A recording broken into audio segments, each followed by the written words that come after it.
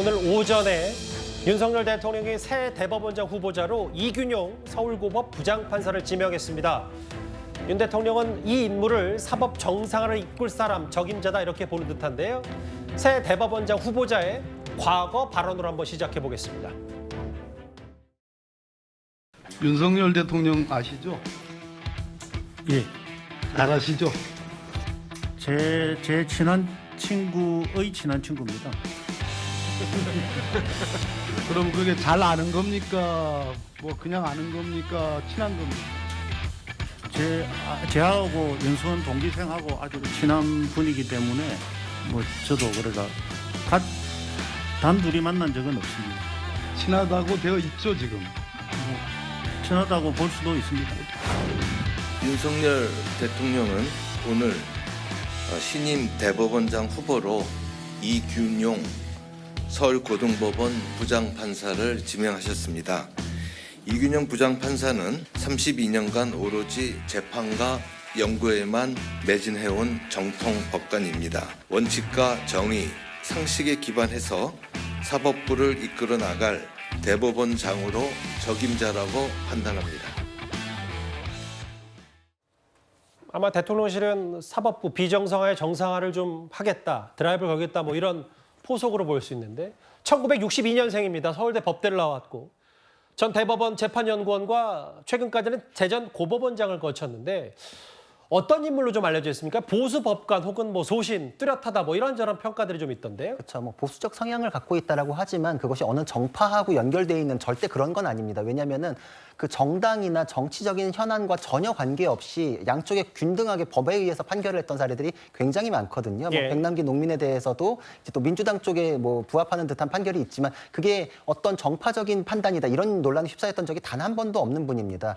현업에서 32년간 그러니까 재판 일선에 있었거든요. 그러니까 무슨 기획이나 행정 영역에 있었던 부분은 굉장히 짧고 재판을 하면서 법리 연구에도 굉장히 이제 심혈을 기울였기 때문에 일을 하면서 논문을 쓰는 게 굉장히 쉽지 않은데도 논문도 굉장히 많이 발표했고 또 그 법조계에서 가장 또 연구를 하는 모임으로서 유명한 게 민사판례 연구원인데 거기서 주도적인 역할을 하면서 연구도 굉장히 많이 했기 때문에 이론, 실무에 굉장히 해박하다. 그리고 실무에 대해서 항상 이제 몸담고서 직접 하고 있었기 때문에 예. 현재 김명수 체제 하에서 지적됐던 사항들에 대해서도 본인도 문제인식을 갖고 있고 그거에 기초한 발언들을 했었습니다. 재판 지연에 대해서도 굉장히 문제가 많은데 그거에 대해서 지적하는 발언도 했었고 그리고 또 어떤 정치적 성향에 의해 가지고 공정한 재판에 대한 의심을 받는 사례에 대해서 사법부 스스로가 문제인식을 갖고 이걸 고쳐야 된다는 발언도 했었기 때문에 예. 현재의 문제점에 대해서 가장 잘 파악하고 있다. 그리고 그것을 해결할 수 있는 적임자다. 이렇게 평가할 수 있을 것 같습니다.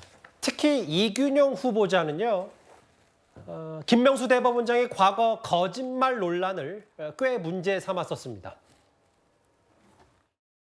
독하다고 이야기하면 지금 뭐 탄핵하자고 저래 나오고 설치고 있는데 그거 내가 사적 수리했다고 하면 야, 국회에서 무슨 이야기 듣겠냐 말이야. 법률적인 그런 것을 자체하고 나로서는 여러 영향이랄까 그걸 생각해야 되잖아. 그중에는 정치적인 상황도 살펴야 되고. 대법원장의 거짓말 어떻게 생각하십니까? 언론에 보도된 대로 사법부 신뢰에 부정적인 영향이 있었다는 것은 뭐 부인할 수 없는 것 같습니다. 일선 법관들이 대법원장을 존경하고 신뢰하고 믿고 따르고 있다고 보십니까? 정확하게는 잘 모르겠습니다.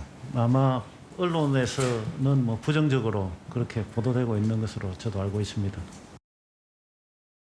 실제로 새 대법원장 후보자가 과거에 임성근 부장판사 사표 수리 거부했다 이 거짓말 논란에 대해서 직접 저 국감 때 저런 말을 한 적이 있네요. 네.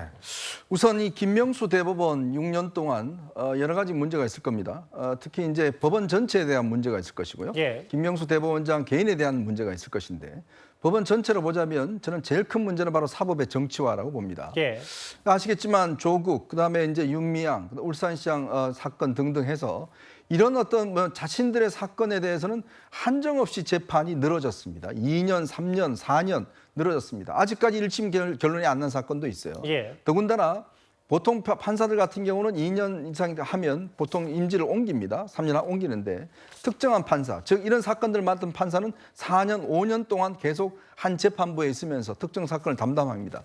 그러다가 또 갑자기 몸이 아프다고 또 병가를 내버려요. 한참 재판을 끌다가 김미리 판사 같은 경우는 그런 식으로 해서 어떠한 특정 사건에 대해서 끊임없이 어떤 이 정치화를 함으로 인해서 국민적 신뢰를 잃었고 예.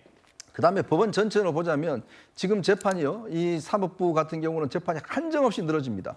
요즘 보면 법원이 뭐 워라벨이라고 해서 일주일에 뭐 3건만 하라. 6시에 퇴근한다. 그다음에 이 법원장들을 갖다가 이 선출로 뽑음으로 인해서 지금 재판이 예전보다 1.5배, 2배까지 시간이 늘어졌습니다. 결국은 국민들이 다 피해를 보고 있습니다.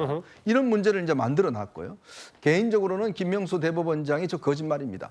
결국은 가장 존경받는 게 대법원장이거든요. 근데 본인 스스로가 저렇게 거짓말을 해버렸어요.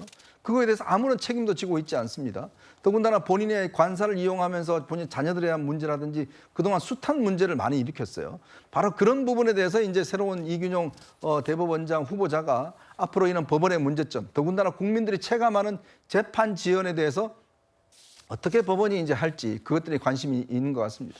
그 2년 전 새 대법원장 후보자의 발언도 한번 이어서 듣고 오겠습니다.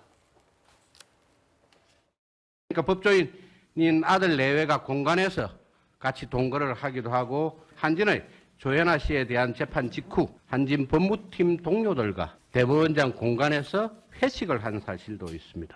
이게 결국은 사법부의 신뢰를 떨어뜨리고 한 부분 아니겠습니까? 법원장님이 이렇게 심사에서 이런 말씀을 하신 이유는 뭡니까? 제가 법원에 근무하면서 법원 전체 법관들이 공정성에 대한 국민으로부터 근본적으로 의심을 받고 그런 부분을 전부 종합해서 취임사에 쓴 겁니다. 후세들에게 더 나빠진 법원을 물려주는 것이 아닌가라는 안타까움의 표현이라고 하면 되겠습니다. 그러니까 당시 국감 때 대법원장 공간에서 한진법무팀, 그러니까 김명수 대법원장 며느리가 근무하는 한진법무팀이 또 만찬을 했다. 당시 정점식 여당 의원이 저렇게 꼬집었었거든요. 조롱거리로 법원이 전락했다. 아마 새 대법원장 후보자가 지금 어떤 생각을 갖고 있는지가 김명수 대법원 체제에서 뭐 이런저런 좀 느껴지는 부분이 있네요. 그러니까 지금 현재 이제 대법원장 후보자 입장에서 전임 대법원장에 대해서 뭐 전임은 아니죠. 지금 현재도 있으니까요. 현직 대법원장에 대해서 그런 평가를 하는 것은 본인의 뭐 평가라고 생각을 하고요. 또 뭐 김명수 대법원장이 여러 가지 논란이 있었던 것도 사실이니까 그 부분에 대해서는 뭐 개인적으로 만약에 문제가 있다면 그거는 지적받을 수 있는 부분이라고 생각이 들고요. 다만 이제 이균용 대법원장 후보자 같은 경우도 이제 본인이 여러 가지 재판 중에 이제 사법농단 관련해서는 또 일반적인 상식과 다른 판결을 한 부분도 있어요. 예. 그래서 이런 부분들이 논란이 되는 것은 본인도 잘 인식하셔야 한다고 생각을 하고 저는 이제 대법원장이 진영의 논리를 떠나서 임명됐으면 좋겠다는 개인적인 생각이 있고 또 하나는 대법원장 같으면 가능한 한 대법관을 경험하신 분이 했으면 좋겠다는 생각도 있어요. 왜냐하면 대법원이 운영되는 과정들을 좀 잘 아시는 분이 대법원장을 하면 대법원에 대한 관리나 또는 장악이 가능할 텐데 예. 그냥 바로 올라오셔서 하다 보면 김명수 대법원장도 지금 전혀 경험이 없이 대법원장을 했거든요. 그런 부분들은 앞으로 조금 수정할 필요가 있지 않겠나 이런 생각이 있습니다. 대법관 성향, 이제 대법원 성향도 꽤 중요한데 이건 헌법재판소랑 다른 거죠, 대법관은. 그러면 대법원 성향에 대해서 이제 이렇게 되면 신임 대법원장이 만약에 뭐 국회 사실 뭐 임명동의가 있어야지. 임명동의까지는 또 여러 앞으로 좀 갈 길이 멀긴 합니다만 만약에 임명된다고 가정하면 이제 좀 보수 우위가 되는 거네요.